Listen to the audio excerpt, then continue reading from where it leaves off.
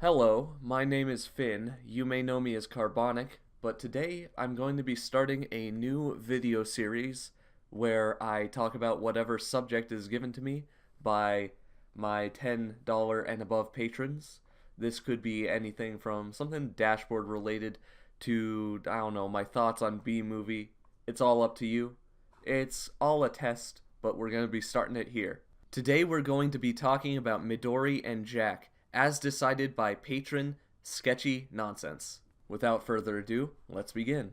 Midori and Jack are somewhat unique in terms of dashboard characters in the fact that they were created for much more utilitarian purposes than the other main characters. During development, I simply needed a save point and a shopkeeper. Personally, I've always found it boring to have some sort of random inanimate object such as a tape recorder or a book as the save point in a game. The examples of this that come to mind are the red block in Silent Hill 2 and stuff like the typewriters in the Resident Evil series. With a character, you can add so much more detail and personality to each area through their reactions.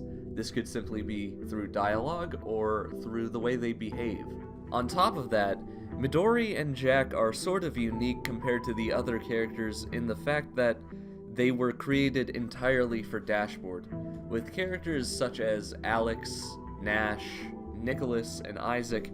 There were previous projects I had worked on that they originated from, but those projects ended up getting canned. But at that point I had ended up liking the characters enough that I wanted to use them again in the future, and they ended up being co-opted into Dashboard. When I first created Midori and Jack, they were completely intended to remain as NPCs until the very end of the game, and would never become anything more than that, or really even be explored in depth. However, during testing, my playtesters seemed to show a real affinity to the characters, and they even scored as the most popular characters in polls that I had set out. Because of this, I set out to make them more fleshed out characters and started development to turn them into recruitable party members. Midori and Jack have also seen plenty of design changes during development. The green S design that Midori sports was originally just a placeholder. Originally, she was just a green stick figure with an S on the face to denote that it was a save point. Later on, I added the hair, and that's what began the process of turning Midori into a real character. For the longest time, Midori was actually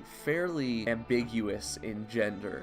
I wasn't actually sure whether or not I wanted to make Midori male or female, so for a while it wasn't entirely clear with the character. However, over time, more prominent female features were added to the character to the point that Midori was decidedly female. Jack has undergone much more drastic design changes. Originally, he appeared as a skeevy doctor, wearing dirty and bloody hospital scrubs. He would appear in dark alleys and sell Nicholas various different stolen medication. The character saw many different changes and forms, but I eventually settled on the mask design that we see now.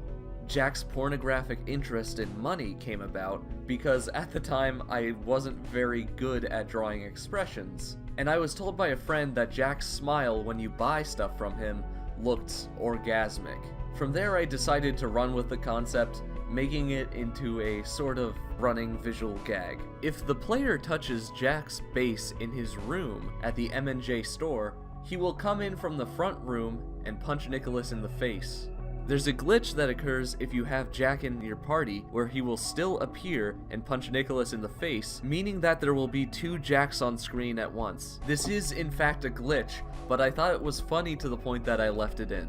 The theme of masks is present between both characters, and I see them as being two sides of the same coin when it comes to that. Midori and Jack sort of act as a way of me, in a way, venting about public appearances online.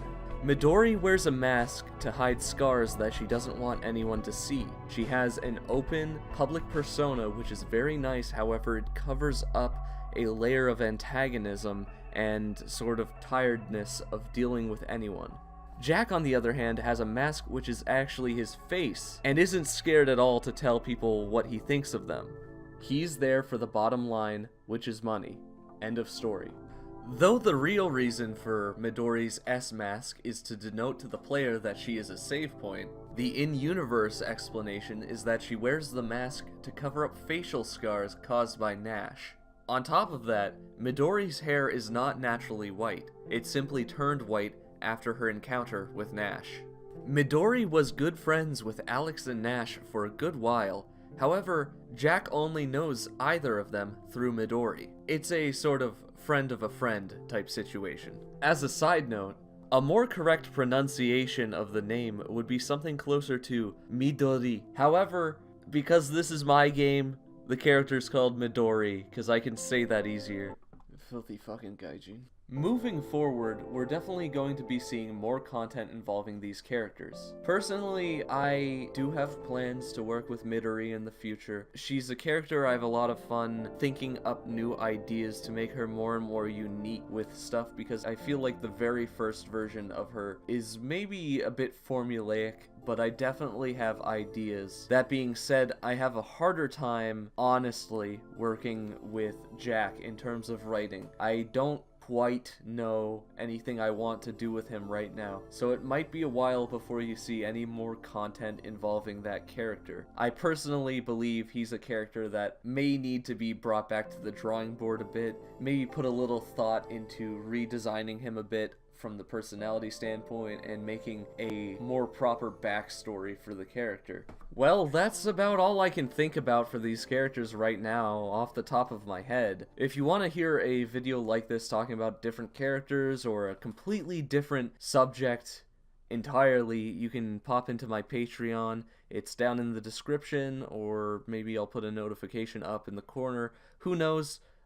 Stay cool. I do these once a month for anyone who has $10 or over on Patreon. This is my first time doing something like this, so it's a bit rough. I also have to apologize. I think I'm coming down with some sort of sickness if I'm sounding a bit nasally or stuffed up or like my mouth is dry.